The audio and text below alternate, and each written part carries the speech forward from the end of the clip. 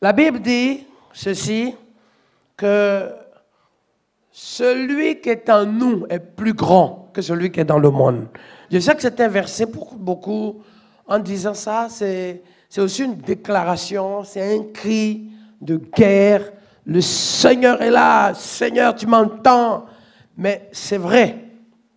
Mais celui qui est plus grand et qui est en nous, c'est le Seigneur. Et celui qui est plus faible, c'est nous. Mais en face de nous, celui qui est vaincu, c'est le diable. Nous sommes certes des gens faibles, mais le fait que Dieu est en nous, il rend fort, il nous rend fort. C'est notre Dieu qui est fort en nous. Et c'est notre Dieu qui nous rend fort, par définition. Tellement on est faible qu'on est exposé à des attaques, à des maladies, à des choses. Mais Dieu est là chaque fois pour s'occuper de ses enfants. Et ce Dieu-là, on ne doit pas le négliger dans notre marche, d'autant plus que c'est l'essentiel, la clé même de notre vie. C'est la raison d'être dans ta vie. Ce que Dieu est remplit toutes choses pour déterminer, désigner, confirmer, manifester la puissance de Dieu sur ta vie. Ce que Dieu est, et c'est ce que nous allons voir dans les temps. Et je vous ai même dit pour la formation, puisqu'on avait en train de préparer les conditions de l'espace. Donc tout démarre le 5, 6 et 7 septembre. Il y a tout là. C'est-à-dire que c'est le jour où on va faire le lancement de réveil et du processus de l'action de Dieu permanent à Paris et pour les nations. Si tu es là, tu dis Amen. L'opération du Saint-Esprit à ce rendez-vous, on va commencer quelque chose là. Je ne sais pas où ça va aller, mais ça va aller très fort. Ce sera nos limites. Il y a des choses pour lesquelles on attend, on espère, on aspire, on croit, on souhaite, et ces choses en souhait et en demande, à un moment donné, ça s'accomplit. D'autant plus que cette nuit, nous irons, tout à l'heure je vais vous donner des précisions, nous irons, c'est privé, ça veut dire que celui qui veut venir, qui l'entend là, peut venir, mais je ne l'ai pas rendu public à tout le monde, parce qu'on verra ça pour une autre fois pour le public, mais pour l'heure, je vais aller dans les rues de Paris. On va prier pour que cette ville-là soit libérée. Cette ville-là doit être arrachée. Ce n'est pas pour aller évangéliser les gens. On va aller prier. Il y a des lieux symboliques. Vous savez, on a beaucoup de responsabilités par moment, on a beaucoup de tâches. Mais le problème souvent, si on n'est pas équipé, on n'est pas prêt, on peut se retrouver dans des difficultés interminables. Jésus a appelé les disciples. Il appelait les disciples même comme des apôtres. Ok. Mais il fallait plus tard qu'il les équipe. Il les équipe des mesures, des outils qu'il faut pour faire face. Parce que nous n'avons pas à lutter contre la chair. Nous n'avons pas à lutter dans une administration. Nous avons à lutter contre le monde spirituel. Et contre le monde spirituel, il ne faut pas simplement le fait de dire que tu es chrétien ou tu es dans une église qui fait de toi celui qui peut réussir ou vaincre. Ce n'est pas vrai. C'est le Saint-Esprit seul. Et c'est ta consécration avec Dieu. Et c'est la puissance de Dieu qui peut t'amener dans la victoire. Si tu le crois, tu dis Amen. Parce qu'aujourd'hui, on marche dans une sorte de théorie d'apostasie, de manières, de modes, de fonctionnement, où même l'Église a perdu sa place. L'Église est devenue aujourd'hui un lieu de rassemblement, des fidèles d'Église, des membres d'Église, mais pas des disciples du Seigneur, pas des soldats. Et le Seigneur m'a mis à cœur, m'a dit, lève pas juste des membres, lève des soldats du royaume, lève des combattants du royaume, lève une armée en feu, une armée de sentinelles pour veiller, une armée d'intercesseurs pour prier, une armée d'évangélistes pour gagner des âmes, une armée de serviteurs de Dieu pour travailler pour le royaume. Armée, d'abord, on dit armée, on voit une masse de personnes qui appartiennent à un groupement en tant que peut-être dans l'institution des soldats d'une nation. Mais dans le mot armée, il y a armée, ça veut dire quelqu'un qui est averti, quelqu'un qui est outillé, quelqu'un qui est équipé, quelqu'un qui est instruit, quelqu'un qui a les moyens, les ressources, la force, quelqu'un qui peut tirer, qui peut casser, qui peut détruire les œuvres du diable. Si tu es là, tu dis Amen. Oh là là là là là là. Donc, armée, on va voir le sens armée en tant qu'une arme, pas armée en tant que des gens. Parce que si on voit des gens, vous savez, je vais vous dire, hein, dans l'armée, il y a des gens qui sont trouillards, souvent des gens qui sont plus courageux que d'autres, d'autres qui sont plus faibles, d'autres qui sont plus légers, d'autres qui sont plus petits, d'autres qui courent moins. Voilà. Mais c'est les armes, la capacité des armes données à l'armée qui fait la force de l'armée. Après, c'est l'armée appartient à quel pays? Le drapeau, la couleur du pays, ou du drapeau du pays ou de la nation, la force financière équitable, la force de frappe de la nation dans plusieurs domaines qui fait que l'armée est puissante. C'est ça. Sinon, ce n'est pas le bonhomme qui est puissant. Donc, j'aimerais qu'aujourd'hui, c'est ce que nous allons voir ensemble. Ça va vous aider dans cette préparation spirituelle qui consiste à ce qu'on ne soit pas des enfants de Dieu qui, comme là tout à l'heure, on a vu le témoignage, on est tout content. Vous vous êtes réjouis, ça fait que c'est vrai, ça vous édifie. Mais il faut que, après être édifié de ça, que vous ayez les clés, les armes, la force de l'Éternel pour vivre votre propre miracle. Je ne vous entends pas. Amen. Sinon, vous serez des spectateurs et même des témoins pour ce que vous voyez, mais pas des témoins de ce que vous vivez. Or, il faut faire la différence. Tu peux être un témoin de l'Évangile. Tu peux être un témoin pour témoigner, même ce qui est écrit. Tu peux être témoin pour partager ce que tu as entendu. Tu peux être témoin pour partager ce que tu as vu. Mais il faut que tu sois témoin pour ce que tu vis. Tourne-toi avec quelqu'un et dis, c'est comme ça. Dis-lui, prépare-toi à ça. Je veux être témoin pour ce que je vis. Ce que je vis, je suis témoin de ce que je vis. Ça veut dire que je suis l'instrument dans ce que Dieu fait avec moi. Et je peux dire, ce qui est écrit s'accomplit dans ma vie.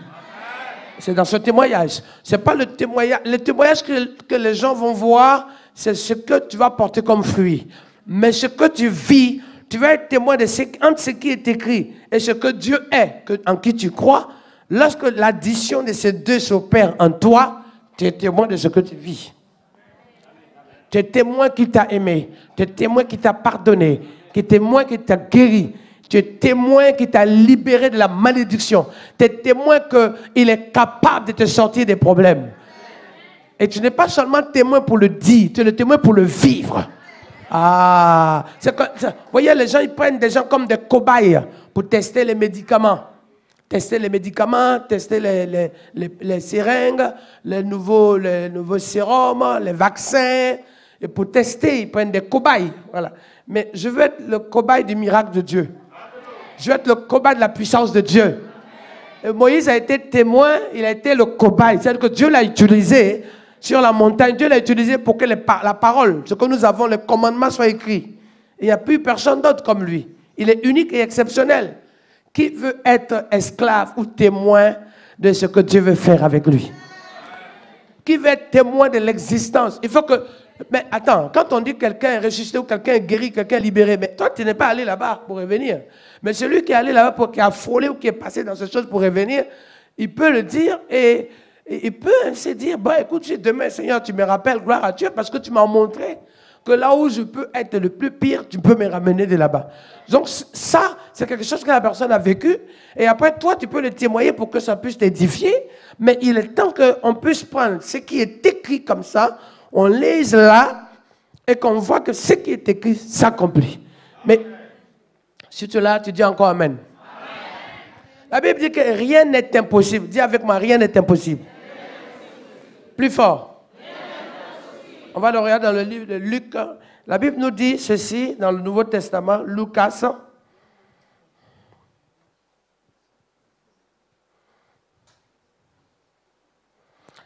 « 1, verset 37. Car rien.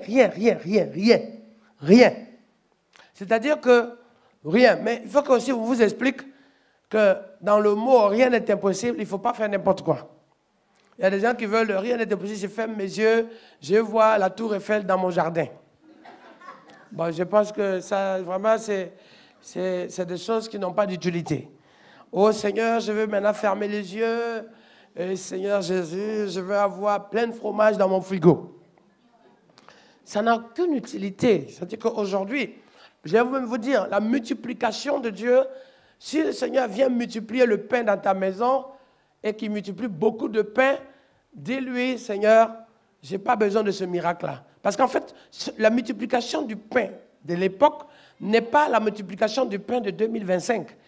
Par contre, la multiplication pour pouvoir à tes besoins, pour pouvoir s'occuper de toi, régénérer, guérir, libérer, transformer, ça c'est Dieu.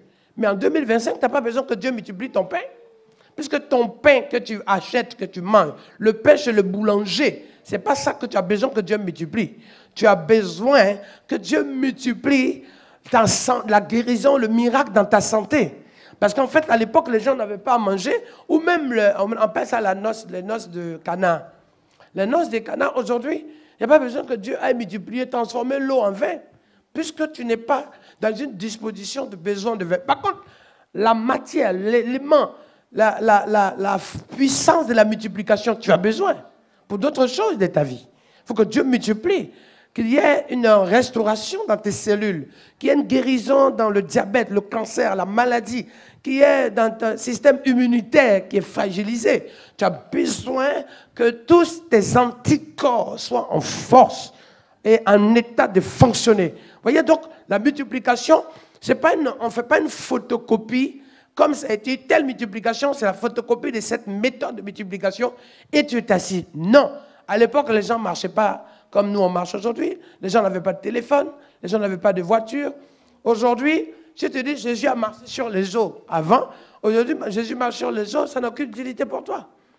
Mais par contre, l'eau est considérée comme un problème, une difficulté.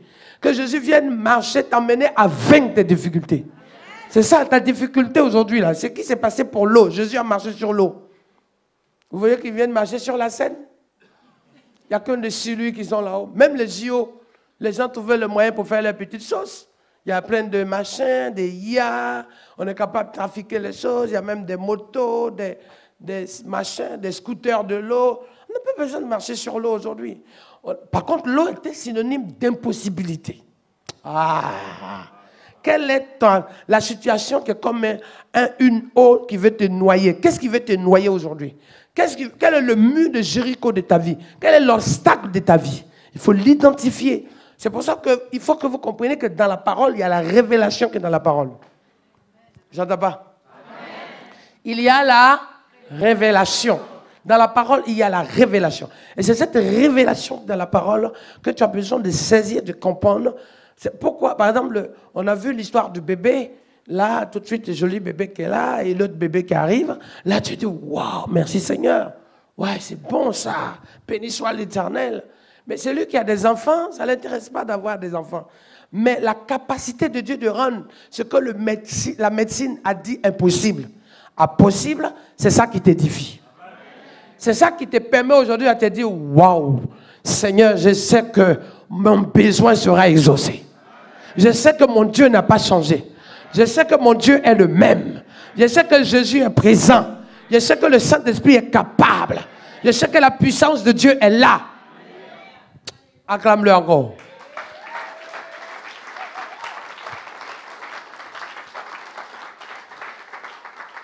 Pour que vous compreniez, dans les temps qui vont suivre, qu'est-ce qui va se passer? Il y a une sœur qui était venue me voir, elle m'a dit, ouais, pasteur, je veux que Dieu multiplie, j'ai 50 €, je veux que Dieu multiplie mes 50 € dans mon sac ou dans mon compte. Bon, j'ai écouté tout ça. Je lui ai dit, mais je ne peux pas faire ce genre de prière. Parce que je pense que le problème n'est pas l'argent. Le problème, c'est que Dieu doit te donner ses ressources. Dieu doit pouvoir tes besoins. Dieu peut utiliser quelqu'un pour te bénir. Mais si je commence à faire la multiplication dans ton sac, mais ça devient, je ne sais pas si vous connaissez certaines pratiques qui comme des magiciens et qui multiplient ou transforment ou font même du faussaire. Et quand tu sors de l'environnement où tu étais, cet argent que tu pensais que c'est de l'argent, en fait, c'est des papiers. Hein, c'est grave.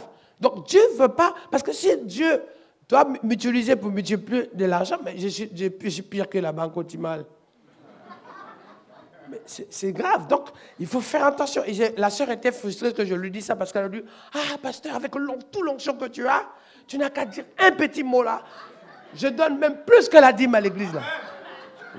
Je lui ai dit, non, je pense même déjà même le fait, l'idée de penser ça, c'est pas la gloire de Dieu. Ça devient carrément une sorte de magie ou de faire des... Mais demain, tu te retrouves dans des fausses histoires. Il va y avoir des fausses histoires judiciaires parce que tu ne peux pas te substituer à des fabricants d'argent. Mais Dieu, attends, l'évangile, c'est quoi? C'est pour sauver des âmes ou c'est pour faire du spectacle? Ou pour multiplier de l'argent dans le sac? Ou dans ton compte surtout? Elle, c'était son compte. Elle a dit le sac est trop petit. Elle voulait dans son compte. Et que quand elle répare, il y a beaucoup d'abondance d'argent dans son compte. Mais je lui ai dit, mais ce n'est pas possible. Dieu ne va pas multiplier ça. Par contre, Dieu va multiplier les contrats. Dieu va enlever la malédiction qui touche ton petit 5 francs. Ce qui fait que quand tu touches 100 €, tu as beaucoup de dépenses. Dieu va agir pour que ce qui vient, le voleur, le ruineur qui passe là, il ne puisse plus ruiner. Quelqu'un peut avoir 100 € par mois et être plus riche que quelqu'un qui gagne 1 million. Vous n'avez pas vu l'exemple de cette femme qui avait 2 pièces? Elle avait 2 pièces de tout son cœur, de tout ce qu'elle avait. L'autre en avait beaucoup et s'en débarrassait de ce qu'il avait. Ça veut dire que si tu as 1 million avec 1,5 million de dettes et quelqu'un qui a 100 € avec 10 € de dettes, qui est plus riche des deux? C'est celui qui a 100 €. Ben ouais, parce que toi, tu as beaucoup, mais tu as très peu pour pouvoir t'en sortir. Regardez dans nos pays africains, par exemple.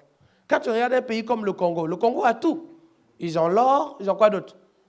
Diamant, manganèse, colbate. Mais à la fin, mais c'est le pays où les gens souffrent le plus. Et ceux qui en ont moins se débrouillent et s'en sortent. Dans un pays comme ça, c'est terrible. J'ai lancé un programme de prière entre serviteurs pour demander à Dieu sur ça. Et j'ai été reçu même par le gouvernement là-bas en 2022. Et j'ai fait un conseil des ministres avec eux. Et ils m'ont demandé, ils disent, bon pasteur, mais c'était terrible, ça m'a attristé. Ça m'a attristé parce que je me suis dit, mais mince alors Seigneur, ta grâce, c'est pas possible. Là, ils ont tout, mais les gens pillent autour. Et ceux qui n'ont rien, les batteries que vous voyez dans toutes les voitures, tous les téléphones, 80% ça vient de là-bas. Mais à la fin, 80% qui viennent de là-bas, c'est ceux qui ne l'ont pas, qui vont piller et qui vendent et sont riches. Mais toi qui as la source là, qui as tout chez toi, tu n'as rien. Donc vous voyez, qu'est-ce que vous voulez la multiplication? Plus vous avez plus de colbate, plus vous rendez riches les gens, plus vous êtes pauvres. Ce n'est pas ça. La multiplication de Dieu aujourd'hui en premier est que là où sera ton cœur, cela sera ton trésor. Que ton trésor te soit donné. C'est ça qu'on a volé. En fait, tu as les ressources, mais on a volé ton trésor. En fait, on a volé ton intelligence. On a volé tes capacités. On a volé tes bases. On a mis même des mythes, des choses qui sont autour, qui volent sur toi. Autrement dit, là où tu es, tu travailles à fond, tu as un bon salaire, mais ça profite au patron, ça profite aux collègues. Tu travailles pour tout le monde, sauf toi-même t'en sortir. C'est ça le monde aujourd'hui. L'image de l'autre côté, là, c'est la même chose. Les gens ont tout. On peut même trouver du pétrole au Congo. On peut trouver encore de bonnes choses. Il y a des choses qu'on ne dit pas. Il y a les arbres, les machins, le bois, le meilleur bois. Tout ça, on trouve là-bas. Les bonnes cultures, on peut les faire là-bas. Tout est là. Mais c'est comme s'il y a un blocus. Quelque chose qui est bloqué. Donc vous cherchez la multiplication. Mais eux, ils ont tout. Mais non. Il y a quelque chose qui bloque. Il faut briser ce blocage-là. Il faut briser ce blocage-là. L'argent, il y en a à la banque. Ceux qui livrent l'argent, Brinks, ça s'appelle Brinks, non? Les gens qui travaillent à Brinks, est-ce qu'ils sont forcément riches? Non, ceux qui sont à Brinks, ils livrent l'argent pour les autres. Mais eux-mêmes, ils ont peut-être 2 000 €, 3 000 €, je ne sais même pas combien ils gagnent par mois. Mais ils livrent l'argent pour les gens. Vous travaillez dans l'entreprise qui a beaucoup d'argent. Vous surveillez, vous protégez, vous travaillez à fond. Mais ce n'est pas pour vous. Donc la multiplication, vous pouvez même être sujet de multiplication au profit des autres. Vous pouvez être sujet de multiplication pour certaines personnes même qui n'avaient même pas l'idée que vous êtes sujet même d'inspiration, de création d'entreprises et de richesses pour ces personnes. Seigneur, multiplie en moi ce que tu as préservé pour moi. Multiplie ce qui est dans ma famille. Multiplie, Seigneur, ce que tu as créé dans ma vie.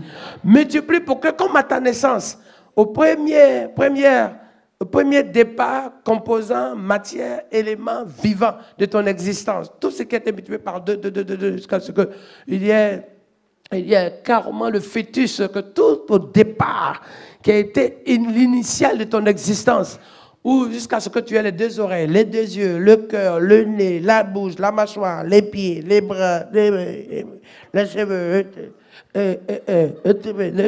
jusqu'au tout ça, c'était dans des trucs de multiplication. Il faut que ta multiplication soit arrivée. Que Dieu multiplie ce qui est pour toi. Rien ne doit voler ce qui est pour toi. Quelque chose a commencé. Il faut que la multiplication de ta guérison soit exécutée. Si tu le crois, tu dis Amen. Je n'entends pas. Je n'entends pas. On dit ici, vous êtes dynamique. Hein? 1, 2, 3. Ici seulement. Aussi là. Et plus fort pour tout le monde.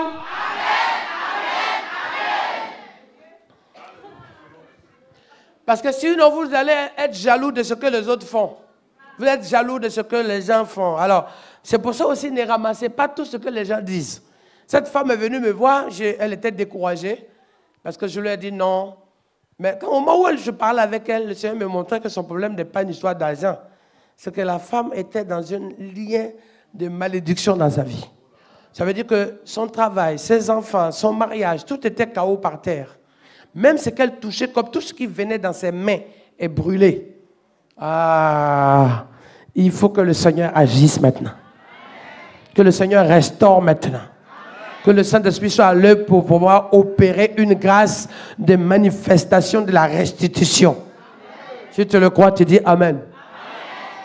Donc, il est temps que vous compreniez dans toutes ces différentes étapes comment il y a un voleur qui est là uniquement pour ruiner et détruire les vies. Il s'appelle le diable.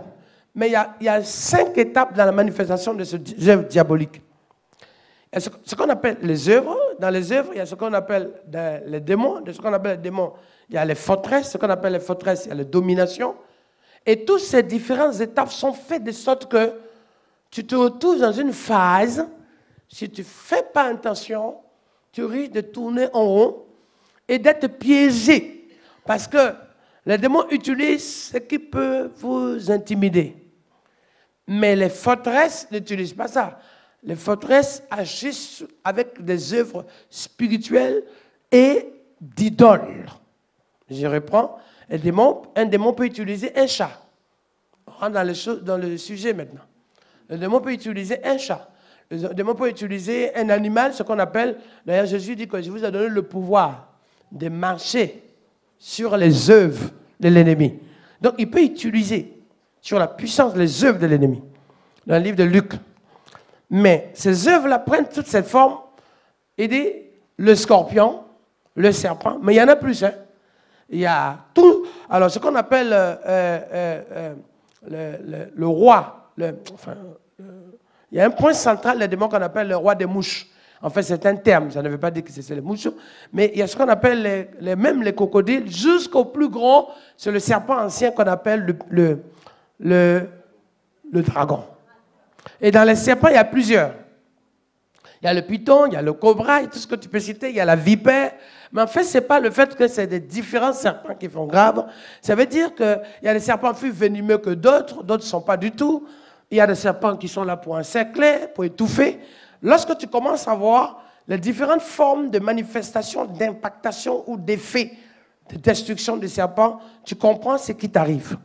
Il y a des moments où le serpent python, par exemple, quand il te prend, il ne mord pas, il serre.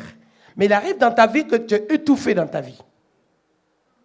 Tu es étouffé comme quelque chose qui est en train de t'encercler. Le médecin te dit tu vas bien, tu n'as pas de problème, tu n'as pas d'alarme, il n'y a rien qui est sonné sur au niveau pulmonaire, cardiaque, respiratoire, mais tu es là, tu es essoufflé. Tu n'es pas essoufflé parce que peut-être tu fais des apnées de sommeil ou peut-être tu as des difficultés dans un environnement allergique. Non, mais tu es spirituellement quelque chose qui te tient. Il arrive, le venin, c'est ce qu'on le connaît le plus, parce que c'est là où des choses qui sont très venimeuses, quelque chose qui font mal, des choses qui sont faites pour te choquer, pour te troubler, pour te perturber, ça c'est le venin. Le venin, c'est comme quelque chose qui se crée, ou quelque chose que tu reçois comme un coup, mais qui crée carrément du poison dans ta vie. Donc le venin, qui est un désagrément, le venin qui crée un poison, le venin qui crée une dégénération comme quelque chose qui vient casser, quelque chose qui vient manger et déstabiliser ta vie. S'il y a de la place, pasteur Angélique, vous ne la connaissez pas, il faut la faire asseoir là. S'il y a de la place, elle peut s'asseoir. Viens, voilà, merci. Donc, vous voyez, ce venin continue de faire des dégâts, quel que soit le temps, là où tu es. Et ce venin cherche une seule chose, regarde comment affecter, comment infecter, comment atteindre, comment toucher, comment peser, comment détruire ta journée. Et ce venin, il faut le discerner. Parce que face au venin, parce que le venin passe par le sang. Donc c'est le sang de Jésus aussi qu'il faut mettre en pratique pour réclamer sur toi, pour empêcher l'influence du venin sur ta vie. Je ne vous entends pas. Hein? Non, je ne vous entends pas. Hein? Plus fort, je ne vous entends pas. Hein? Non, il faut que tu comprennes le venin est toujours actif à des moments où tu t'attends le moins. Le venin va être plus fort dans certains endroits de ta vie, de ton corps, plutôt que d'autres. Au pied, tu as plus de chances pour t'en sortir. À la main, tu as plus de chances de t'en sortir. Mais si ça te mord au cou, le venin monte plus vite. Si ça te mord sur le ventre, ça va plus vite. Donc, c'est pour ça que face à ça, tu as besoin, certes, des ailes de l'évangile, mais aussi tu as besoin de la cuirasse. La cuirasse pour te protéger de morsures de proches, pour ne pas que ça puisse infecter ou affecter ta vie. Donc, je vous explique pour que vous compreniez. Donc, vous savez que lorsque vous êtes confronté aux démons, vous n'êtes pas encore arrivé aux forteresses, parce que les forteresses ne passent pas par le serpent. Les forteresses, ce n'est pas le serpent. Mais, ces démons, dans la première catégorie, ce qu'on appelle, il y en a 5 types de démons, hein, attention. Donc, dans la première partie, donc ces esprits qui sont on appelle même des esprits mauvais, c'est ce qu'on appelle les démons, ils sont des esprits mauvais, mais ce n'est pas les dominations. Ils sont mauvais parce qu'ils te rendent ta vie mauvaise. Ils viennent t'infecter, ils viennent te fatiguer, ça vient troubler ta vie. Et d'ailleurs, les esprits mauvais, pour que vous compreniez très bien, les esprits mauvais sont les esprits les plus envoyés pour pomper et détruire la vie de l'humanité. De façon, vous allez voir dans le livre même d'Apocalypse qu'ils n'étaient pas myriades. C'est-à-dire que myriades, nous sommes 8 milliards aujourd'hui. Voilà, les démons sont plus que ça. Parce que les démons sont par un homme qui ne se multiplie plus. Parce que c'est un homme à quantité tellement énorme que les démons agissent partout et sont tous dans des stratégies, des plans et s'adaptent à toutes circonstances. Mais le Dieu que nous avons est plus grand. C'est aussi dans la catégorie 2 qu'on trouve maintenant les démons qui agissent avec des maladies. On a l'exemple de cet homme qui était venu avec son enfant, dont l'esprit poussait l'enfant à agir ce qu'on appelle les démons mystères. C'est une catégorie de démons qui agit avec tout ce qui est localité de forteresse et de domination. Et ces démons opèrent et créent tellement de dégâts que tu peux penser que ce que tu as mal à l'oreille, le fait que tu as mal aux yeux ou tu souffres du dos, c'est simplement une douleur quelconque, alors que c'est une attaque du diable. Vous voyez, ce n'est plus une attaque, on dit pas attaque du démon, on dit attaque du diable. Parce que les démons sont les ouvriers du diable. Le diable, lui, il agit dans les forteresses et les dominations. Et si vous êtes là, dites Amen. Amen. Les démons, on peut les chasser, mais le diable, il faut détruire ses œuvres. C'est ça la différence. Le diable, on ne le chasse pas directement, on détruit d'abord. Il dit les œuvres du diable. Il faut détruire les œuvres. Il faut détruire ses localités, ses manœuvres, toutes ces actions qui sont en place. Si tu brises les œuvres du diable, le diable ne peut plus rester là. Si tu enlèves l'infection cancer, le cancer ne peut plus être là. Si tu enlèves ce qui nourrit le cancer, ou si tu l'isoles, il ne peut plus détruire ta vie.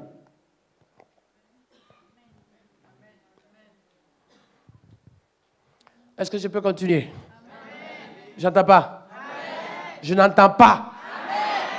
Donc, les démons, on les chasse, mais le Fils de Dieu est apparu afin de détruire. On va le voir dans le livre de 1 Pierre. Voilà, 1 Jean, pardon, 1 Jean 3. Est-ce qu'on a le verset 1 Jean 3? Regardez ce verset. Le Fils de Dieu est apparu afin de détruire. Il faut que vous compreniez comment ça se passe. Le Fils de Dieu est apparu afin de détruire. Donc, il y a les prières pour chasser les démons. Il y a l'autorité pour détruire les œuvres du diable. Oh, papa. Jean 3, 8 normalement, si on a le verset. La technique va nous donner le verset. Jean 3. Voilà. Celui qui pêche est du diable, car le diable pêche dès le commencement. Le Fils de Dieu est apparu afin de détruire. La différence, c'est on peut pas voir la différence entre diable et démon. Mais si, les démons, on les chasse. Le diable, on détruit ses œuvres. Et il y a beaucoup d'œuvres dans nos familles qui sont les points de chute ou de liaison de ces manœuvres et qui nous tiennent. Et d'ailleurs, c'est pour ça que dans certaines époques, les gens avaient confié les pays et les familles à la localité, à la domination ou à la forteresse familiale. Et cela passe par une idole. Et l'idole peut être lointaine, et toi, tu es le fruit, tu es né au milieu de ça, tu n'es plus directement en face de ces choses, mais la source et ta famille a eu à faire des incantations, malheureusement, des alliances qui ont fait qu'aujourd'hui, qu'est-ce qui fait qu'aujourd'hui la Guadeloupe appartient à la France? Mais parce que la France a signé des conventions, a créé des dispositions où ils ont payé, où ils ont fait rendement, ou peut-être ils ont trouvé des accords. Et toi aujourd'hui tu es en Guadeloupe, toi aujourd'hui la Corse, toi aujourd'hui à Lille. Et quand tu regardes bien l'histoire de la France, ou l'histoire de ta ville, ou de ta famille, peut-être tu en connais moins, il y a eu des choses qui ont été posées pour que, et dans ces accords, dans certaines régions, dans le mariage, on fait ce qu'on appelle dans les coutumes des dots. Les dots permettent pas d'acheter, non, mais officiellement d'avoir accès dans la famille avec un accord de principe que la fille ou le garçon, dans certains endroits c'est les filles, c'est les femmes qui font la dot pour prendre l'homme, et dans certaines régions c'est l'homme qui fait la dot pour prendre la femme. Mais cette dot est donnée comme une sorte d'échange. Après, dans certaines régions, ça peut être finance, ça peut être carrément symbolique. À l'Afrique de l'Ouest, souvent même, c'est des colas. Cola simple, c'est un fruit qui est très prisé en Amérique du Sud à l'époque. Maintenant, aujourd'hui, qui est beaucoup plus à base du Coca-Cola lui-même. Hein, c'est ça aussi et d'autres choses. D'autres, c'est cola. Donc, cola, ça ne coûte même pas 1 centime.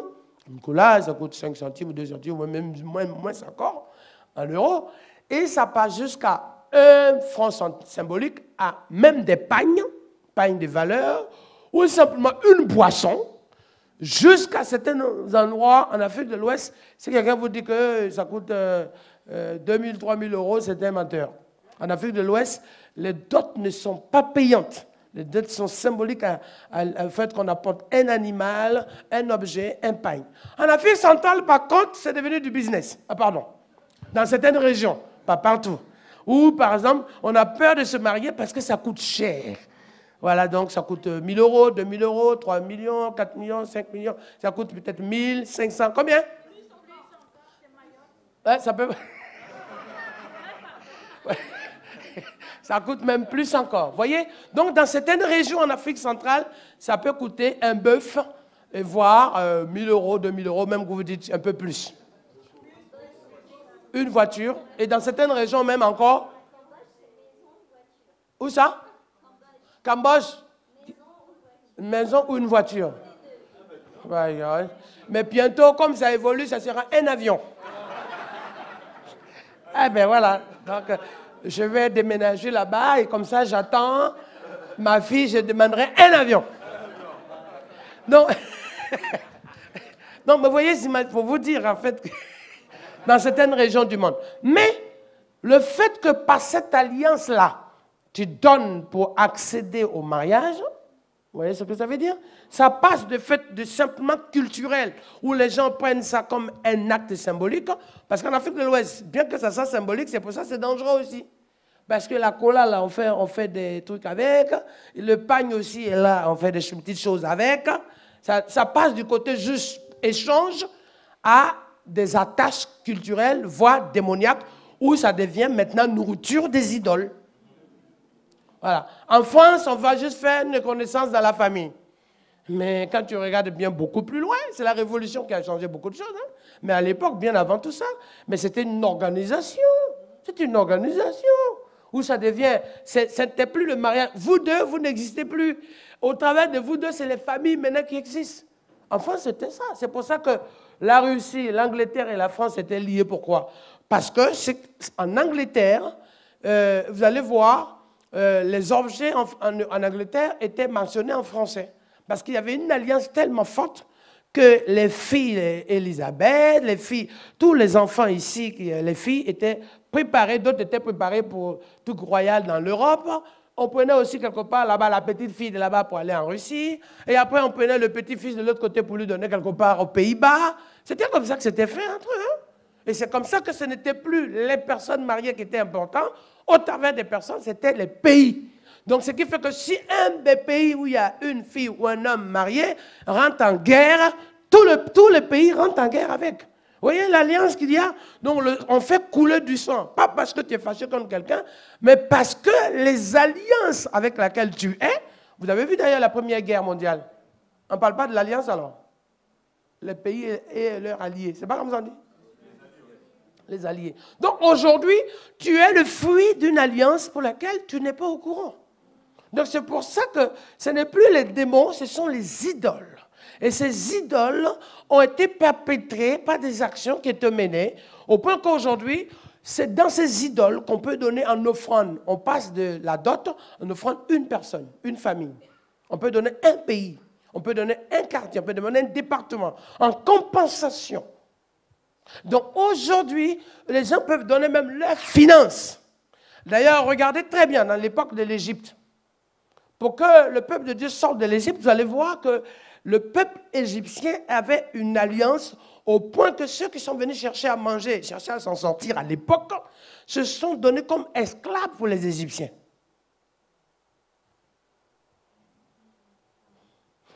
Et pour sortir, d'ailleurs, regardez, on parle beaucoup de 2 Rois chapitre 4, lorsque vous lisez ce verset. C'est triste quand je lis ce verset, ça me chiffonne et ça me blesse. Lorsque cette veuve femme, vous connaissez la veuve? Vous connaissez la veuve? Cette veuve, lorsqu'on regarde bien ce verset, si on l'a, et que les créanciers sont venus demander, hein, les créanciers, l'huissier, ce qu'on appelle aujourd'hui l'huissier, est venu demander les comptes pour récupérer l'argent de ce que le papa devait. Et comme il n'y en avait pas, ils ont pris l'enfant en esclavage. Ils ont pris la fille. Ils ont proposé de récupérer la fille en échange de ce que le papa devait. C'est grave. Ça veut dire qu'en 2025, ce que vous ne savez pas, c'est que souvent, ce n'est pas une question simplement je suis attaqué. Il y a des réclamations qui sont au-delà du fait que tu as changé de bord, tu n'es plus machin, tu as pris un chemin. Mais le fait que ces choses-là avaient pris ta vie comme une propriété, pas directement à toi, mais ta descendance. Et d'ailleurs, c'est ce qui a fait que lorsque l'ange de la mort est venu frapper, je vais vous expliquer, je crois que vous devez noter ça parce que c'est terrible. L'ange de la mort est venu frapper, mais il y a eu 2 choses. Premièrement, c'est à cause de la présence de Dieu, du peuple de Dieu en Égypte, que l'ange de la mort ne frappait pas. Mais les Égyptiens avaient dans leur plan, en échange de tout ce qu'ils traversaient, que le peuple de Dieu était le sujet de sacrifices, de compensation. Voilà pourquoi, à chaque époque, à de certaines périodes, ils organisaient une sorte de jeu et de spectacle pour qu'au moins 1 ou 2 ou 3 personnes soient tuées. et que le sang puisse couler. Ce que nous appelons aujourd'hui le sport qui nous anime, à l'époque c'était les mêmes sports, sauf que c'est des têtes à la place des balles. Les balles, c'était des têtes humaines.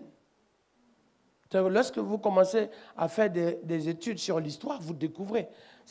Plus tard, c'était des trucs à gomme, c'était des bois, c'était des objets, des cailloux, des choses. Mais à l'époque, c'était donné. Puisque quand on gagnait un ennemi, on coupait quoi? Voilà.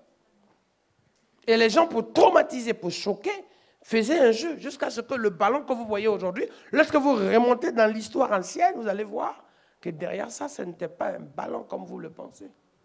Quelle horreur.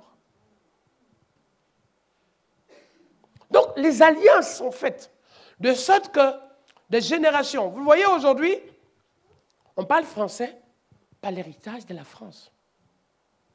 En Angleterre, à Amsterdam, vous qui venez de Pays-Bas, vous parlez anglais et vous parlez, non, hollandais, pardon, excuse me.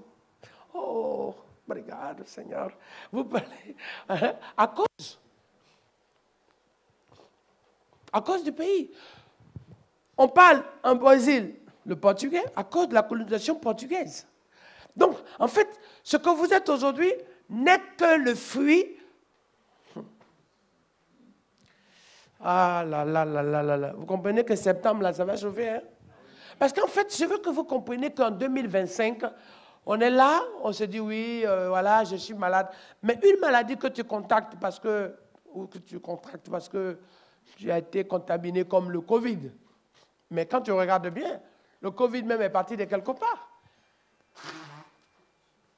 Mais le Covid, tu l'as contacté peut-être parce que quelqu'un te l'a contaminé, la grippe, le machin, ou je ne sais pas d'autres maladies, la toux, la fièvre, tout ce que tu veux, le palus, le moustique. D'ailleurs, je dis, le premier animal qui fait plus de dégâts, ce n'est pas le lion, c'est le moustique. Celui qui tue le plus, c'est le moustique, mais dont la durée de vie est 3 jours seulement. Je ne sais pas hein, s'il y a des moustiques un peu plus géants qui vivent 1 mois. Mais d'après moi, la dengue, le bitais, paludisme, malaria et consorts sont des maladies provoquées par le moustique. Mais ce moustique vit maximum 3 jours. Ça veut dire depuis qu'on est ici, le moustique est déjà vieux depuis qu'il est né. Il a déjà vieilli. Il est né, il est déjà costaud, il a des dents, il se promène. Demain, il a commencé à vivre son dernier, et rentrer dans son automne et dans son hiver. D'ici ce soir, il est dans son été déjà. Non, mais que vous compreniez. Donc aujourd'hui, on se retrouve dans des trucs où on se dit, mais qu'est-ce qui m'arrive aujourd'hui? Lorsque vous faites l'analyse médicale ne cherche pas seulement la maladie, cherche les germes de la maladie. Et va même plus loin pour chercher quels sont les enzymes actifs qui font face ou qui résistent ou qui se tiennent par rapport à ce que tu traverses. Et à fonction de ça, il donne une interprétation de la cause ou de la situation que tu vis. Par définition, aujourd'hui, tu peux vivre des choses. Ce qu'on va chercher n'est pas seulement ce que tu vis, mais ce qui crée, ce qui provoque ce que tu vis. Mais aujourd'hui, tu te retrouves à être un enfant qui pleure tout le temps, quelqu'un qui n'arrive pas à s'en sortir. Et quand on va regarder plus loin, c'est un héritage que tu as. C'est des choses qui jouent sur toi, des choses qui te font du tort, des choses qui pèsent sur toi, des choses que tu as ramassées, tu as héritées sans demander. Des choses sur le plan spirituel qui deviennent un jour.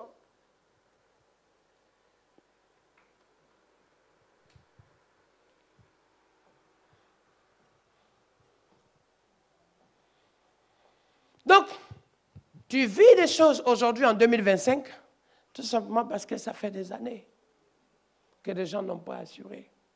Ça fait des années que tes parents, peut-être qu'ils ont voulu te prendre pour un autre enfant, ou ils ont voulu d'autres, dans une famille, d'autres aimeraient que tu sois ce qu'ils sont. D'autres aimeraient te comparer à d'autres. Mais tu es toi. Donc tu peux te retrouver dans des difficultés, pas parce qu'un démon t'attaque, mais parce que tu as incompris, mais qui est aussi une suite logique d'héritage des choses spirituelles. Pas liées directement à ton papa, mais parce qu'au fond de toi, ce que tu ne sais pas. c'est qu'il y a des choses qui sont enfouies dans ton âme. Il y a des choses qui sont enfouies dans ton esprit. Il y a des choses qui sont enfouies dans ton cœur. Il y a des choses qui sont enfouies dans tes pensées. Il y a des choses qui sont enfouies dans ton corps.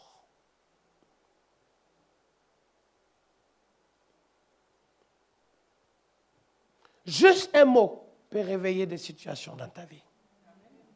Pendant que je prêche,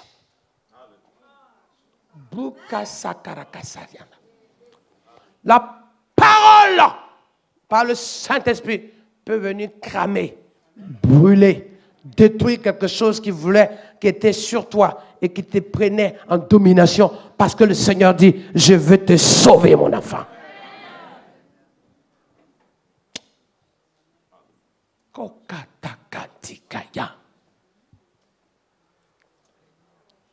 Oh!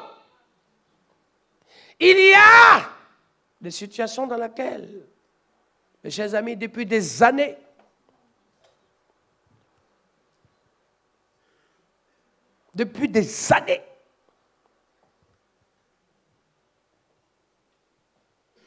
donc, sauf qu'aujourd'hui, tu ne vois plus. Tu vois pas la forteresse. Mais l'effet de la forteresse,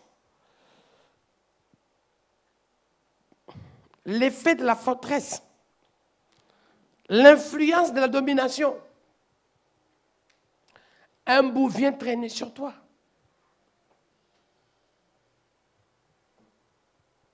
Là, il faut faire cette mission. Le Fils de Dieu est apparu afin de détruire. Le diable, on ne le chasse pas. On détruit ses œuvres. Il faut détruire ses œuvres. Il est temps que les enfants de Dieu, ça nous rappelait Gédéon, lorsque les œuvres du diable, dans la forteresse,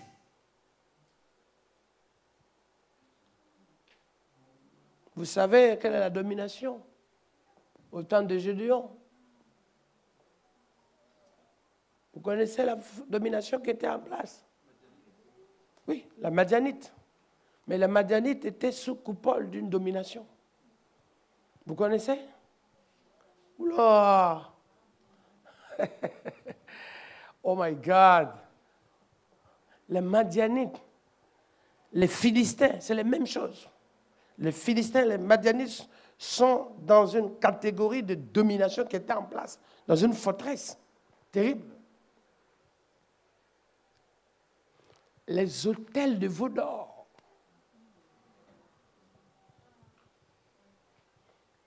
Et c'est pour ça que Gédéon va se retrouver à détruire les autels.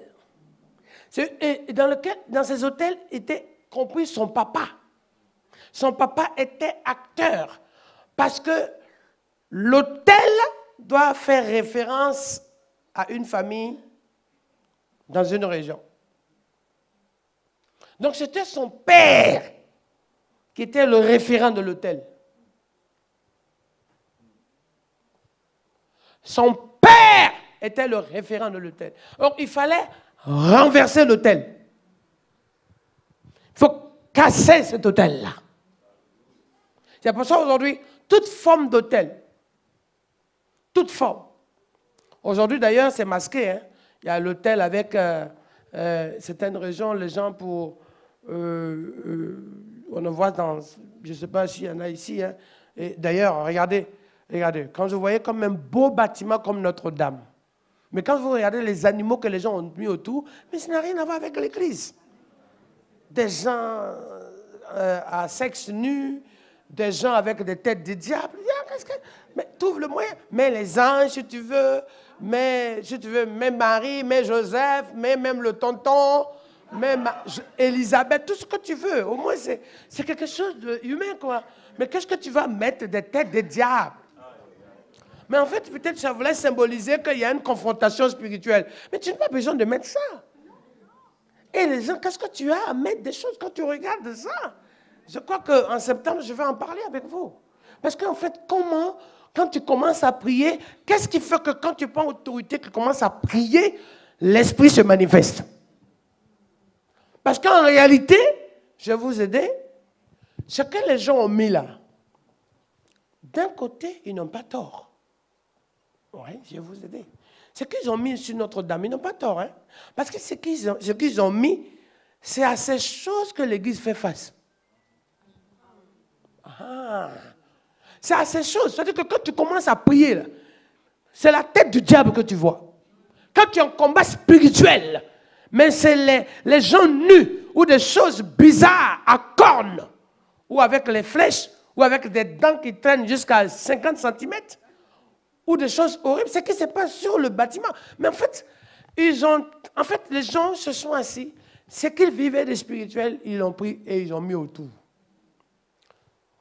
Aujourd'hui, peut-être c'est compliqué de voir ça, mais spirituellement, les choses auxquelles les gens étaient confrontés, ils n'ont pas réfléchi plus loin. Ils l'ont mis. Oh, il n'y a pas besoin de mettre ça. Donc ça veut dire que lorsque tu es en prière, notez, quand vous parlez des dragons, quand vous parlez du vaudor, ok, vous parlez d'animal comme le vautour, vous parlez de quoi? Du chacal, vous parlez des liènes, vous parlez des grenouilles. Mais c'est quoi tout ça? Vous parlez du diable avec des cornes, c'est quoi ça? Souvent, c'est des choses auxquelles vous êtes confrontés chez vous. C'est des choses auxquelles vous êtes secoués et bousculés.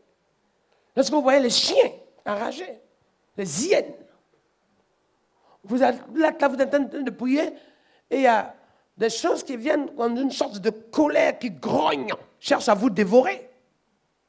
Il dit quoi? Hein? Le diable rougit comme un lion qui rôde et qui cherche à faire quoi? À vous dévorer. Ce n'est pas le lion de la tribu de Juda. C'est le lion qui cherche à dévorer, à manger. Et on a l'exemple, le lion qui voulait manger Daniel. C'est ça en fait que vous ne comprenez pas. Donc, ces idoles, ces choses qui sont en place, c'est d'abord des choses spirituelles qui sont des réalités. Et puis, je vais ouvrir une petite parenthèse.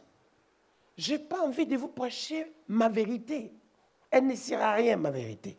J'ai envie de vous prêcher la vérité de la parole. Amen. Parce que ça aussi, c'est un autre problème qui va venir dans peu de temps. Parce que si vous m'appréciez, parce que je vous prêche la vérité, ma vérité, vous faites erreur. C'est de l'idole, ça. Parce que la vérité de Dieu peut déranger la mienne. Ma vérité n'a rien à voir avec la vérité de Dieu. Je dois me coller à ce qui est vrai à la parole. Or, ce qui est vrai à la parole, chaque fois que je le prêche, ça ne vous concerne pas seulement, ça me concerne. Je ferme la parenthèse. Parce qu'aujourd'hui, c'est pas... La vérité, elle est trafiquée maintenant. Quelqu'un peut dire la vérité pour avoir un intérêt. Quelqu'un peut dire la vérité pour faire pitié. Quelqu'un peut dire la vérité pour masquer. Quelqu'un peut faire semblant d'être vrai alors qu'il est faux. On peut penser que la chose est là parce qu'on ne l'a jamais vue. La femme qui avait fait l'adultère, lorsqu'on l'a attrapée, on voulait la lapider. On voulait appliquer la loi à l'époque. Ça, c'est une vérité des gens. Mais ce qui n'est pas vrai, c'est qu'on n'est pas adultère tout seul. On n'est pas adultère. Si on attrape des adultères, en adultère, c'est qu'il y en a deux qui font l'adultère. Par contre, quand on attrape deux qui font l'adultère, ce que je comprends, c'est qu'on considère qu'une femme fait l'adultère avec un homme, mais un homme ne fait pas l'adultère avec une femme. Mais ça, c'est quel type de vérité? Donc, oui, c'est la vérité des gens parce qu'on n'a pas menti sur la dame. Mais ce qui est complètement faux, et c'est d'ailleurs pour ça que Jésus a pardonné à cette femme, c'est qu'on n'est pas adultère tout seul.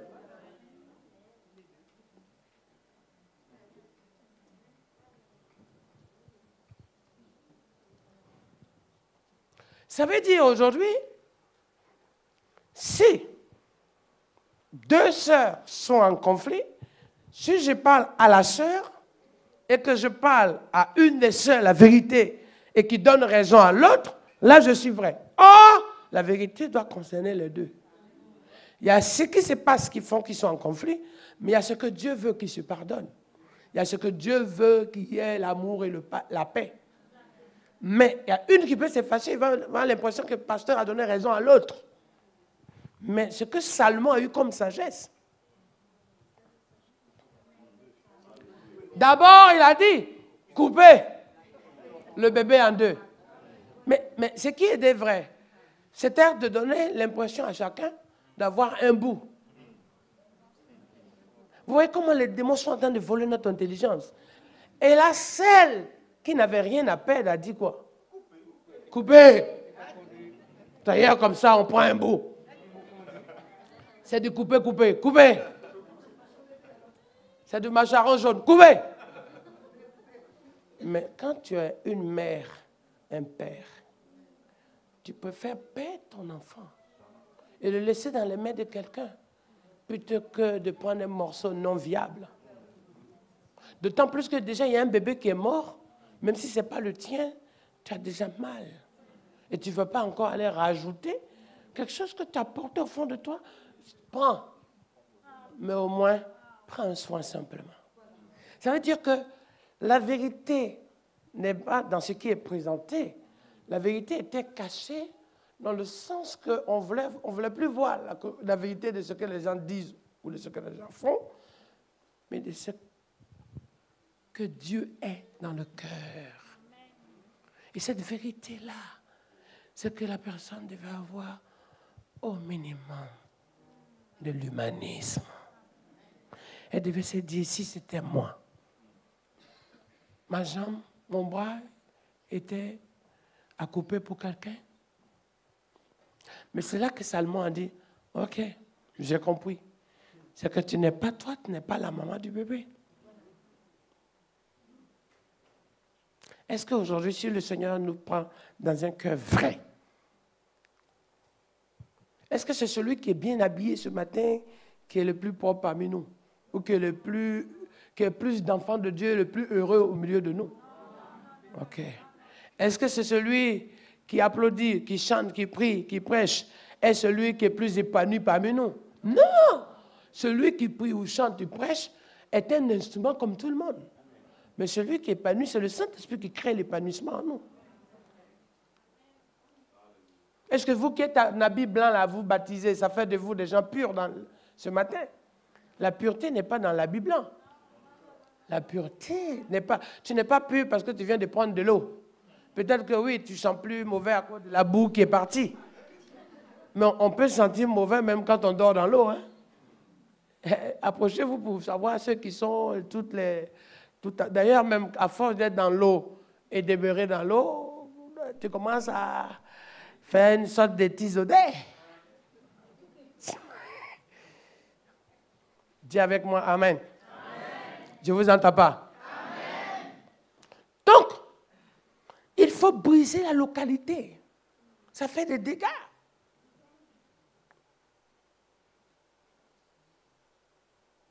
Et pour aller plus loin, les forteresses ne sont pas visibles.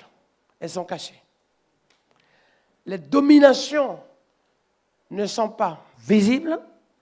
Elles sont tellement au-dessus pour noyer les gens que tu n'arrives même pas à avoir la force pour voir là où elles sont parce que ça paye sur toi.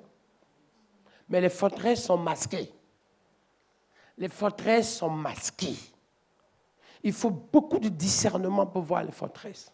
Il dit, le Fils de Dieu est apparu. Il te faut les armes. Il faut l'autorité de Dieu en toi. Il faut la puissance du Saint-Esprit. Aujourd'hui, on peut avoir peur. On peut avoir peur de la Chine, tout simplement parce qu'on a trouvé moyen de stigmatiser la Chine. Ou peut-être aussi parce qu'on dit que la Chine ne fait pas de qualité, mais c'est hypocrite. Parce que 90% de tout ce qu'on a vient de Chine. Mais c'était un moyen, parce qu'on a peur qu'il soit meilleur, on a peur qu'il machin, ou peut-être que si, ou peut-être aussi à l'époque, il n'avait pas de technologie. Mais arrête. Parce que ce que quelqu'un veut gagner, il veut faire ses affaires sur ton dos.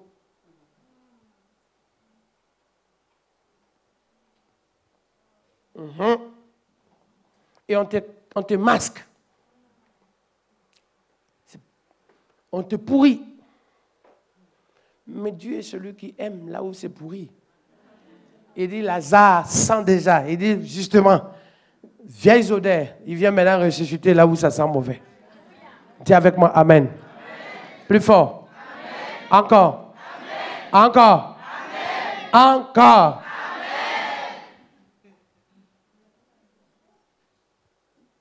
Je continue. Donc, les démons, vous les chassez, mais les forteresses, il faut les détruire, les œuvres du diable, il faut les détruire. Regarde dans ta famille. Toutes les semaines, tous les mois, il y a des choses qui reviennent aux mêmes dates, aux mêmes colère, nervosité, instabilité financière, troubles dans le mariage, santé fragile. Chaque fois, tu luttes avec. Il y a un nid là, quelque part. Ça veut dire quoi? Parce que, l'exemple, vous voyez une abeille qui vient prendre des fleurs. Mais les fleurs ne sont pas un nid. Du coup, quand l'abeille finit de prendre ce qui est dans la fleur, elle s'en va. Mais quand vous voyez un endroit où l'abeille, la nuit, elle est là. La journée, elle est là. Le matin, elle est là. Le soir, elle est là. Elle tourne toujours. 1, 2, 3, 4. C'est qu'il y a quelque chose d'autre. Ça veut dire que quelque part, il y a plus que juste de passage. Il y a un nid. Donc, lorsque vous voyez certaines choses qui répètent, il y a un nid. Lorsque vous voyez dans votre famille, il y a des choses qui se répètent, c'est qu'il y a un nid. Mais le problème, c'est que souvent, nous, pasteurs, nous autres, on ne fait pas attention, on prêche en disant, ah, alléluia, il faut déclarer ta victoire. Mais le nid n'a pas peur des déclarations. Hein?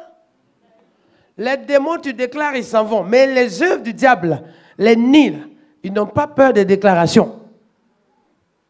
La seule chose, il faut détruire ça. Il faut casser ça. Il faut faire comme Gédéon. Il faut renverser les autels. Mais pour renverser les autels, on va voir que le Seigneur va dire à Gédéon, voilà comment tu vas aller agir. Tu vas prendre 200 hommes, 300 hommes, 100 hommes. Tu vois, il y a un chiffre, mais ce n'est pas le nombre qu'il faut. C'est le fait qu'il y a une sélection. Par définition, il faut plus que juste être chrétien pour avoir la capacité de renverser ça. Mais aussi, il dit, il faut que tu sois capable que ces gens se mettent à genoux, les bras en arrière, et qu'ils puissent s'abaisser pour boire l'eau. C'était symbolique. Par moment, ça emmène ici que dans la formation, que tu as une formation, mais qui sort hors des normes. C'est-à-dire quelque chose qui vient faire un plus pour te permettre d'être solide. Par moment, je dis souvent, il faut que tu te muscles. Il faut que tu t'affermisses. Le Seigneur dit à Pierre, lorsque tu seras converti, il ne parle pas de converti parce qu'il était païen à côté de lui. Il parle de passer d'une étape à une autre, autrement dit, prendre de la valeur. Tourne-toi avec quelqu'un, dis à côté de toi, dis à la personne, prends de la valeur. Secoue-le, dis-lui, prends de la valeur. Bouscule-le encore plus fort. Encore plus, encore plus, encore plus.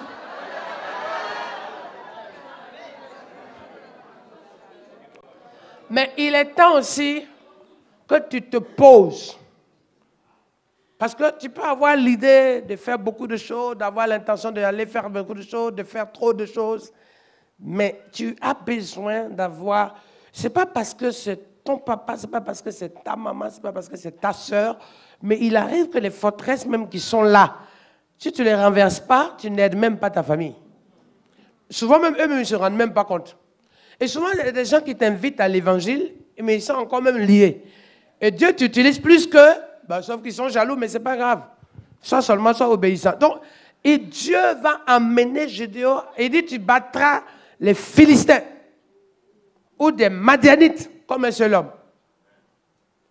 Donc, tu vas avoir la force et la capacité, pas le Madianite, les, comme un seul homme. Ça veut dire que la force de tous ces gens, tu vas avoir plus capable de confronter, d'affronter et de les vaincre, quel que soit leur nom. Dis avec moi, Amen. Amen. Les démons, sorcellerie, forteresse, domination, chaîne, malédiction, ce que Dieu va déposer en toi sera plus puissant, capable de terrasser ce qui est en face. Dis avec moi, Amen 3 fois. Les gens peuvent même te donner des postes parce qu'ils ont besoin de toi pour faire comment on appelle les fusibles. On te prend comme un fusible. C'est-à-dire que quand ils sont en difficulté, tu es là au cas où ça chauffe, c'est toi qui prends le coup avant eux. Écoutez-moi bien ce que je vous dis, c'est spirituel ça. Ils se disent au moins tu prends le coup avant eux. Et les gens viennent, ils ont besoin de toi pour encaisser certaines choses à leur place. Ou au moins, pour qu'eux au moins ils sont cachés, ils font leurs petites affaires, ils ont leurs finances, leurs richesses, leurs moyens. Et c'est toi qui es le fusible en face. Autrement dit, ils font de l'exploitation, l'utilisation de ta vie pour leur intérêt. Dis avec moi, Jésus. Ah, baba. C'est-à-dire que c'est comme si la chemise que je porte, j'ai froid, la veste. Donc, ils te prennent comme une chemise pour se couvrir. Quand ils ont froid, c'est toi qui prennent pour se couvrir pour ne plus avoir honte. Souvent, c'est ton argent qu'ils ont besoin pour faire atteindre leur objectif. Souvent, c'est ton aide qu'ils ont besoin pour atteindre leur chemin. Souvent, toi, c'est ton appui qu'on a besoin pour faire le crédit. Souvent, c'est ta fiche de paie qu'on a besoin pour faire je ne sais pas quoi. Mais ce n'est pas toi qu'on a besoin. Les forteresses sont stratégiques. Et les gens, malheureusement, sont rentrés dans la stratégie de calcul. Ce n'est pas sauver les gens qu'ils veulent. C'est des objectifs que les gens ont besoin. C'est leur propre pensée qu'ils cherchent. Ça, c'est l'homme.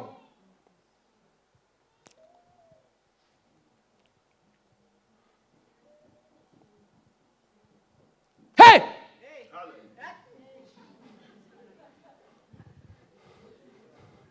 C'est le temps du badaboum. C'est le temps du badaboum. Quand vous voyez un bébé comme ça, s'il y a quelque chose qui mangeait, qui empêchait que l'enfant naisse, un enfant qui est né dans ces conditions, vous savez que la forteresse ne peut pas agir sur lui. Il n'existait même pas. C'est pour ça Samuel, quand il n'était pas là, c'était la moquerie dans sa famille, dans sa maman. Quand il n'était pas né, c'était l'humiliation de sa maman. Quand il n'était pas né, c'était l'échec de sa maman. Quand il n'était pas né, c'était la destruction de sa maman. Quand il n'était pas né, c'était le mépris, le rejet de sa maman. Quand il est né, la malédiction s'est arrêtée. Je ne vous entends pas. Je ne vous entends pas. Quand il est né, quand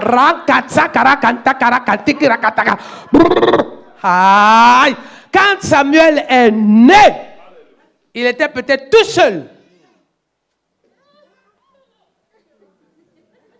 Ah ouais, peut-être le haut-parleur est fort pour lui. Hein? L'autorité. Quand il est né, il n'était pas né, on se moque. Il n'était pas né, on est méchant. Normalement, une fois que Samuel est né, tous ceux qui se moquaient auraient pu se dire, enfin, la femme est consolée. Puisque vous ne pouvez pas l'aider. Maintenant que Dieu a exaucé, vous aurez pu dire, enfin, gloire à Dieu. Vous aurez pu dire, merci Seigneur. Vous aurez pu dire, oh Dieu, tu es bon. Mais là, non. En fait, on ne se moquait pas de toi parce que tu n'avais rien. Pas parce que tu n'avais rien qu'on se moquait de toi. Pour voler ton intelligence, tu peux être là parce que je n'en ai pas, on ne me respecte pas. Non! Mais justement, c'est parce que tu as le...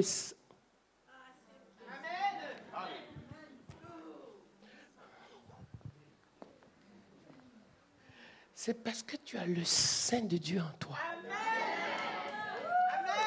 Tu as le sein de Dieu en toi. Que le diable, sans même que les personnes qui le font ne s'en rendent compte, sont utilisées pour éteindre pour qu'on puisse t'amener à souffrir, à pleurer, à déprimer, à te suicider, pour ne pas que la capacité, ce qui est la sémence que Dieu a préparée pour toi, puisse pousser. Je reprends. Parce que, si c'est parce que tu n'as pas, qu'on se moque de toi. Quand tu as, on se moque plus de toi. Et puis après, on te dit, ah, viens t'asseoir. Viens t'asseoir dans les rangs des mamans. Viens t'asseoir dans la famille de ceux qui ont aussi des enfants. Viens t'asseoir, on va se réjouir dans la joie ensemble. C'est pas comme ça normalement, non? Tu as besoin, on dit ceux qui rentrent à l'université, c'est ceux qui ont eu le bac. Tu n'as pas ton bac, tu n'y es pas.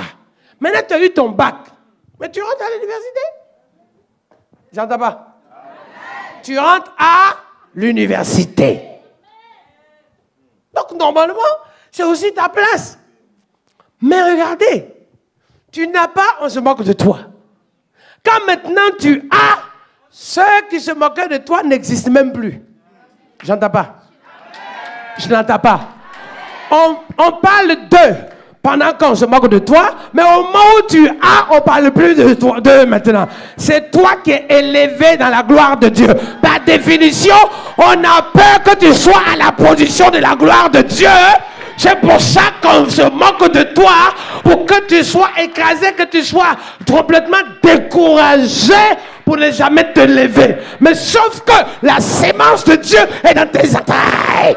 La promesse est dans ton cœur. La destinée est dans ta vie. La bénédiction. C'est pas parce que tu n'ouvres pas la bouche que ce n'est pas au fond de toi. C'est pas parce que tu ne parles pas qu'il y a un esprit que Dieu ne se glorifie pas.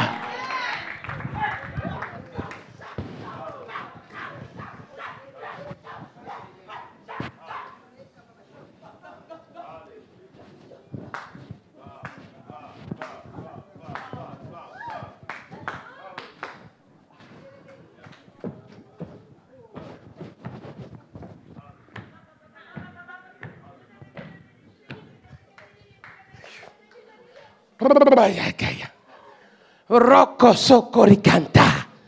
Hola. Hola, ya, ya.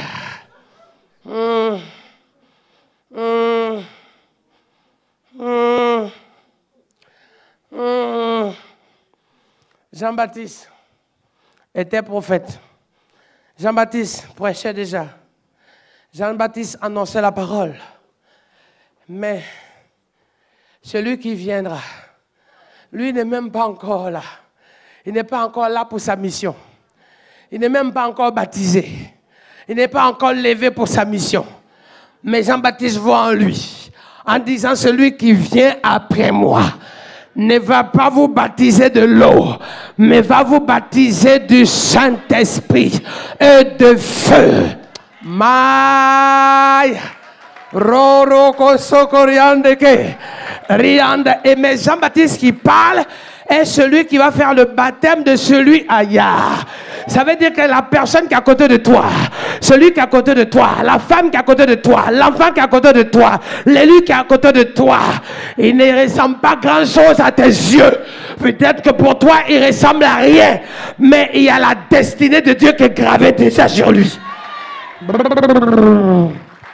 Rondi canta caraka sakari cantororam.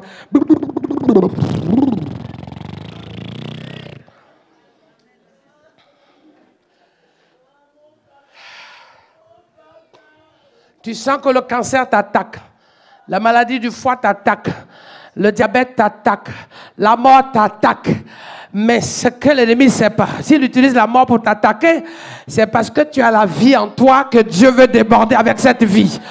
Parce que on n'attaque pas avec la mort quelqu'un qui est déjà mort. On attaque la mort à quelqu'un pour quelqu'un qui a la vie. Et ça veut dire qu'au fond de toi, tu as le coup de la maladie, tu as le coup de la dépression, tu as le coup de l'oppression, tu as le coup de la folie, tu as le coup de la douleur. Mais au fond de toi, tu sens une sonnette, quelque chose qui retentit, quelque chose qui se manifeste, quelque chose qui parle. Dieu parle. parle. Il dit un jour arrive, une heure arrive, un temps arrive, une période arrive, une saison arrive où ce que tu vis sera transformé en gloire et en puissance, en témoignage, en message et en vie. Et un temps arrive. Tu es le David de ta génération. Tu es Esther de ta génération. Tu es la femme de feu. Tu es l'instrument de feu. Tu es le puissant de l'Éternel. Tu es choisi de Dieu. Voilà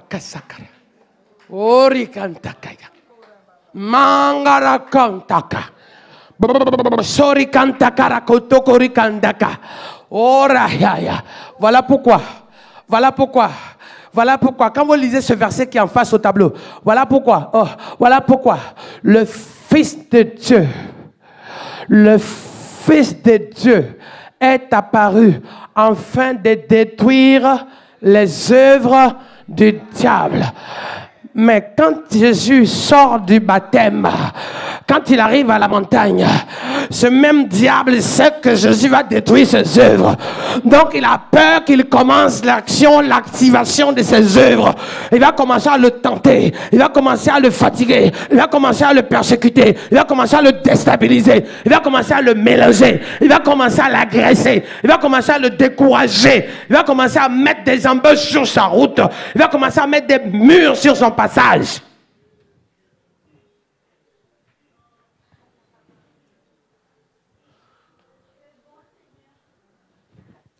Mais on n'a pas dit Jésus est né ici, hein? Non, non. Parce que on dit il est apparu. Il est apparu. Ça veut dire que Satan ne savait pas, hein? Il a méprisé. Il sentait des choses, mais il a vu les choses sérieuses lorsque les écrits de cieux se sont ouverts. Que la voix retentit. Parce qu'il n'aurait pas attendu pour le tenter. Il aurait fait peut-être avant qu'il rentre dans le manteau. Mais là, quand il entend la voix de Dieu retentit, ce que vous ne savez pas, la voix de Dieu retentit. Celui-ci,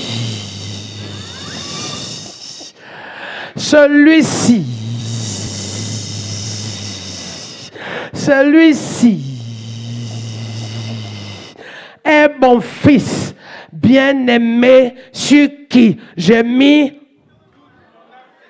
Je répète, celui-ci est mon fils bien-aimé sur qui j'ai mis toute.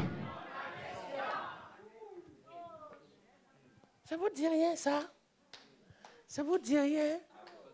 Je vais vous ramener au verset biblique. Ça vous dit rien? Quand la voix retentit, ceux qui étaient là n'ont pas entendu. Jean-Baptiste a entendu, mais le diable aussi a entendu. Il a dit, waouh! Mais ça vous rappelle quelque chose. Celui-ci est mon fils bien-aimé, sur qui j'ai mis toute mon affection.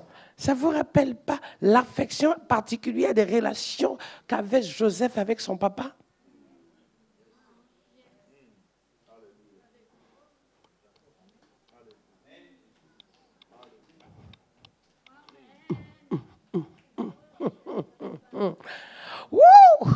Celui-ci, quand ça sonnait dans le ciel, waouh!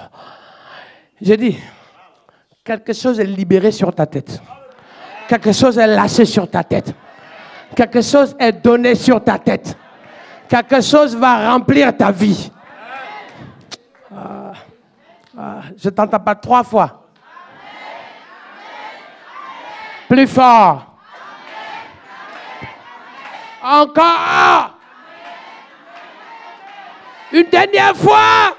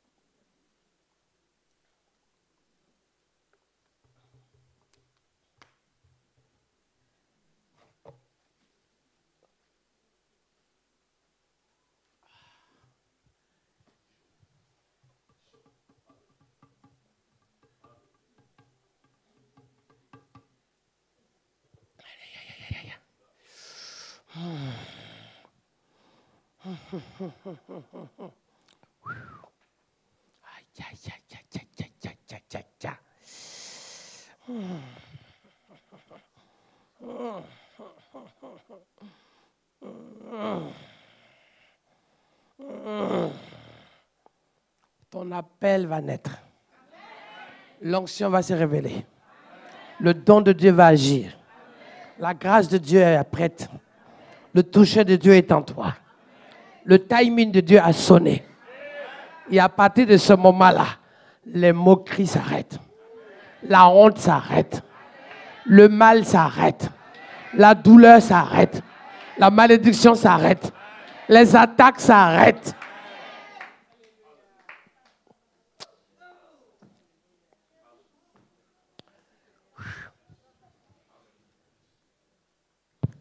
C'est chaud. Oh, oh, oh, oh, oh. Ah,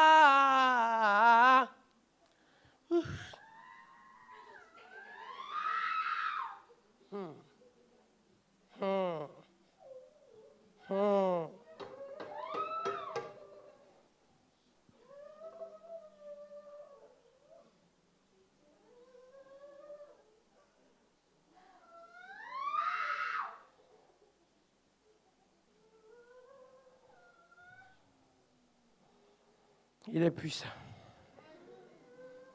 Il est tout puissant.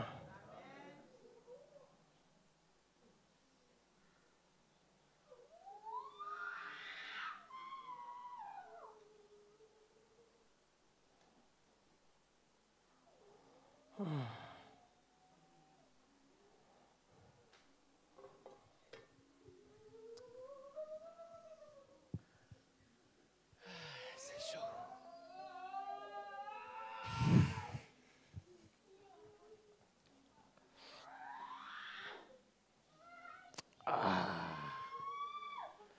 Mais je vais vous dire maintenant la bonne nouvelle. Chaque action d'exception que Dieu a fait dans ta vie, tu deviens directement le sujet de 3 choses. Premièrement, tu deviens le dépôt de l'exception désormais au travers de toi pour les autres.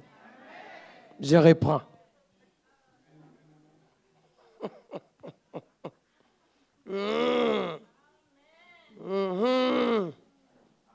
Je reprends.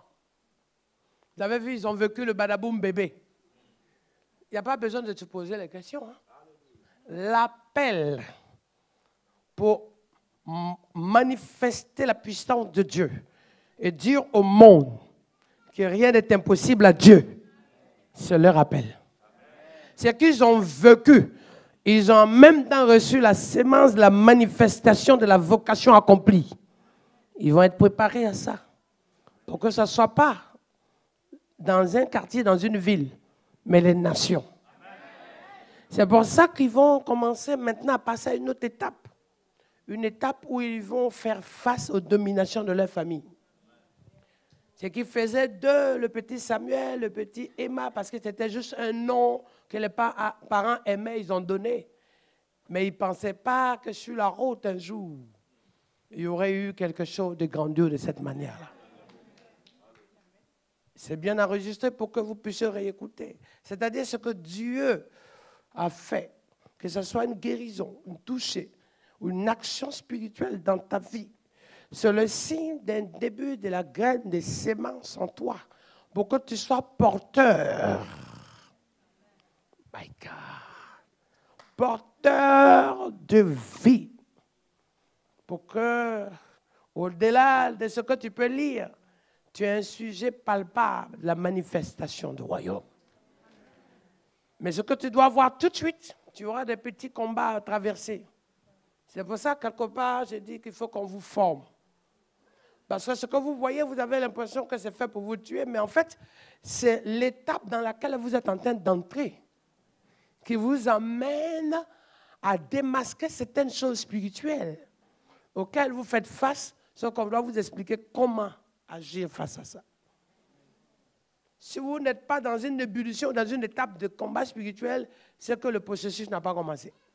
Mais quand ça commence, vous allez voir C'est pour ça que vous allez voir que l'appel de Anne, Anne a été confrontée à l'humiliation au jour du mépris parce qu'il fallait cette étape-là pour pouvoir entrer dans la bénédiction de Samuel.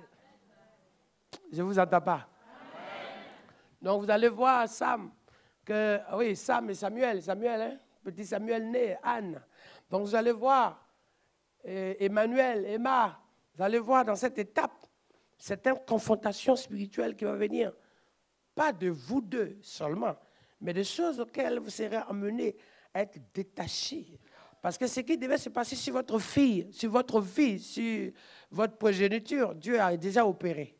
Maintenant, ce qui doit se passer pour vous, pour rentrer dans cette dimension-là, vous serez maintenant confrontés à des choses spirituelles, à des choses bizarres, à des trucs de combat que vous allez mener. Donc, il faut que vous formez pour être suffisamment équipés.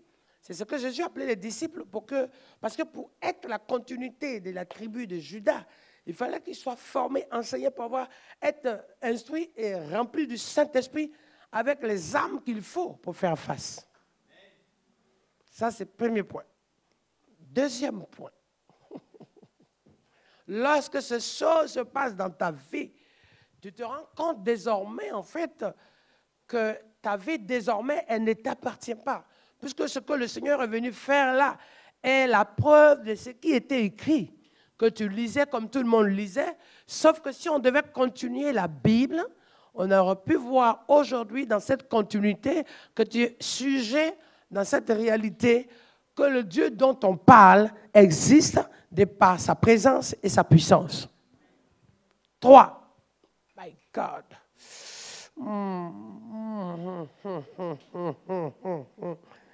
La colombe de l'esprit plane sur toi.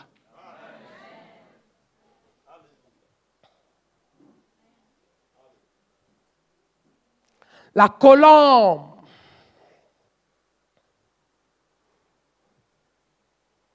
Donc, si vous êtes dans cette phase, la colombe. Mais derrière la colombe, il y a la lumière de Dieu qui est sur votre tête. Après la lumière de Dieu, les anges tournent autour. Ce n'est plus les démons qui vont rôder. Les anges sont là. Et la présence des anges font que ces démons sont obligés de fuir. Et tu vas vivre des secousses parce qu'il faut que ces choses qui étaient là dégagent. Je n'entends pas. Amen. Je n'entends pas. Amen.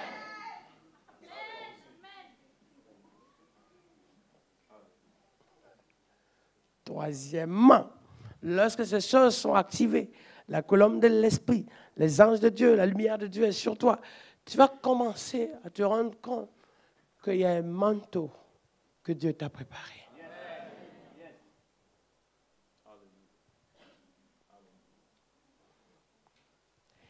Et même si un jour tu oubliais, tu ignorais, tu arrivais à peut-être décourager, tu seras rappelé, comme le peuple de Dieu qui était chaque fois rappelé, n'oublie pas celui qui t'a fait sortir de l'Égypte.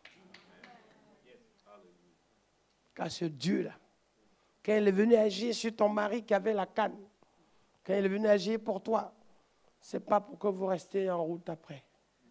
C'est pour que vous entrez à Canaan.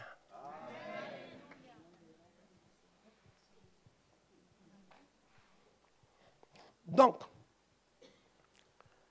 pour le premier élément, vous allez commencer à vivre comme des petits combats spirituels, c'est normal. Si ça se passe, c'est bon signe. Seulement notez, ces choses vont... Mais c'est là, il faut que maintenant on vous forme pour que vous soyez armés. C'est pour ça que je préfère prendre le temps pour ne pas donner des responsabilités à des gens. Mais il y a plusieurs types. Hein. Et il y a des responsabilités pour chanter, c'est bon. Pour intercéder, c'est bon. Pour faire l'accueil, c'est bon. Mais une responsabilité où tu dois accueillir les gens chez toi. La responsabilité où tu dois t'impliquer pour les autres. Souvent, les gens ils viennent et ils lâchent des trucs dans ta maison. Tu te retrouves dans un vieux combat. C'est pour ça qu'il faut une préparation spirituelle. Parce qu'aller auprès des gens et accueillir les gens, ce n'est pas la même chose. Aller auprès des gens, tu continues. Mais accueillir les gens, ils viennent lâcher chez toi leurs sardines.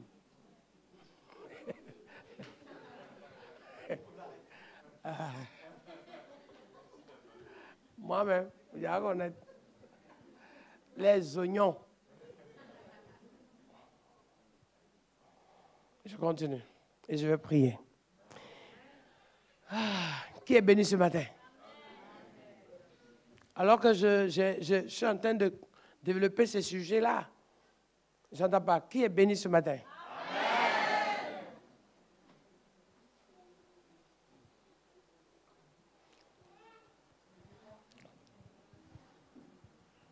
Wow. Vous sentez que, justement, il y a des choses qui vont se passer. Hein? Beaucoup de choses vont se passer. Des énormes choses vont se passer. Qui le croit? Je n'entends pas. Qui le croit? Je n'entends pas. Qui le croit?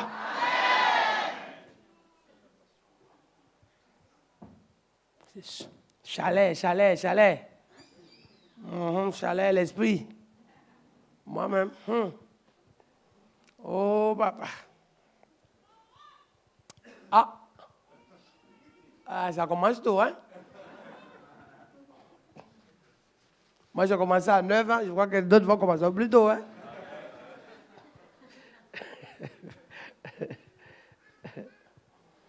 Je vais prier. Les forteresses sont chaudes. Les dominations sont chaudes. Parce que le temps de Dieu est arrivé.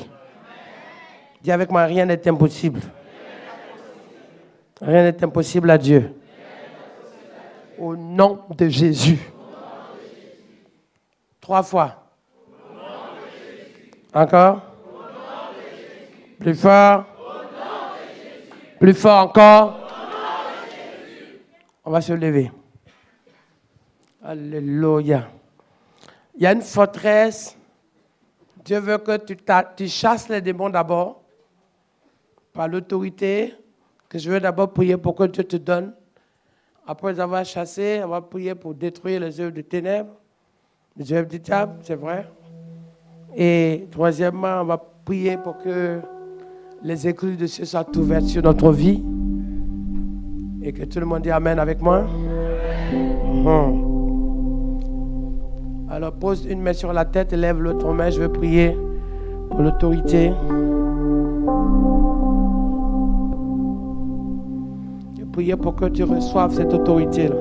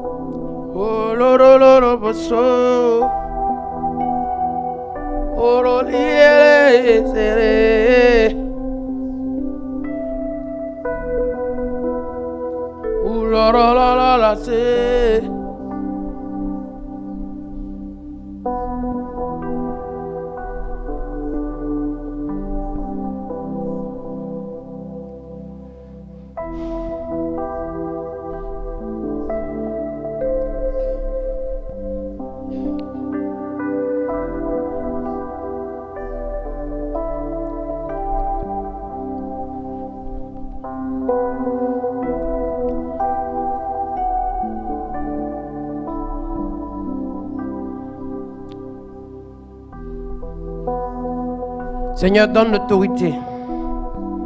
Tu commences à prier, demande à Dieu de te pardonner. S'il y a un obstacle, s'il y a une rancune, si tu étais fâché, si tu as péché. Parce que pour que tu reçoives l'autorité, tu as besoin de dégager les choses devant toi. Il faut élaguer et couper les branches mortes. Prie. Si tu as été blessé dans ton cœur, demande à Dieu.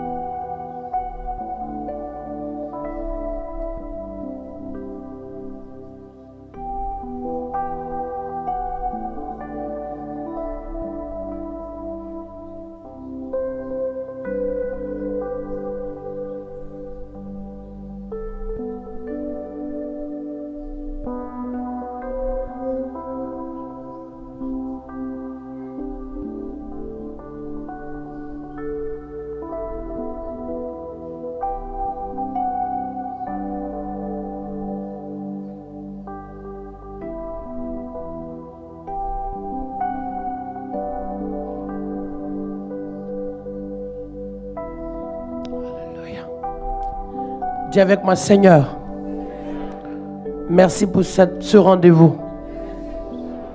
Merci pour ce moment. Dans le Saint-Esprit, j'ai besoin de tes armes, de tes dons, de ta puissance, de ton autorité. Au nom de Jésus.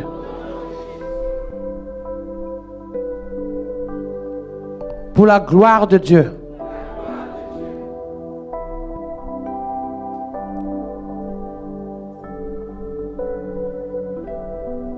Seigneur Jésus, à l'instant, tu es tout pour moi. Sans toi, je ne peux rien. Sans toi, je n'arriverai pas. Qui suis-je? Que ferai-je? S'il te plaît. Au nom de Jésus.